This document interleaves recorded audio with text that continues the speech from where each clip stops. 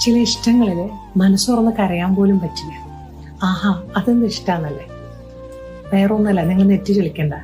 ഒരു ബന്ധത്തിലിരിക്കുമ്പോൾ തന്നെ വേറൊരു ബന്ധത്തിലേക്ക് വന്നു എന്ന് പറയുമ്പോൾ തന്നെ ആദ്യത്തെ വ്യക്തി അവിടെ എവിടെയും ഒരു കുറവുണ്ട് എന്ന് തോന്നുമ്പോൾ, പക്ഷെ അങ്ങനെയല്ല കേട്ടോ. ഞാനത് പറയാൻ കാരണം എന്താണെന്ന് വെച്ച് കഴിഞ്ഞാൽ, എല്ലാ ആളുകളിലും പല കാര്യങ്ങളും കൊണ്ടാണ് മറ്റൊരാളിലേക്ക് അട്രാക്ട് ചെയ്യുന്നത്. ചിലരിങ്ങനെ വിശ്വാസം നേടിയെടുത്ത് അങ്ങോട്ട് പോയി പതുക്കെ പതുക്കെ മനസ്സ് തുറന്ന ഇഷ്ടത്തിലേക്ക് പോകുന്നവരുണ്ട്. ഞാൻ പലരെയും കണ്ടതിൽ നിന്നുള്ളൊരു അഭിപ്രായമാണ് കേട്ടോ പറയുന്നത്. അപ്പോൾ ഈ ഒരു സമയത്ത് എന്താണെന്ന് വെച്ച് കഴിഞ്ഞാൽ, ലൈഫിൽ കുറേ റോളുകളിൽ അവർ നിൽക്കണം. അപ്പോൾ അവർക്ക് ഈ ഒരു ഇഷ്ടവും കാര്യങ്ങളും ഒക്കെ അവർക്കൊരു സപ്പോർട്ടായിരിക്കും. ഇവിടെ നിന്ന് പോകുന്നതിന് ഇവർക്ക് കൊടുക്കുന്ന ഒരു സപ്പോർട്ടാവും അവിടുന്ന്.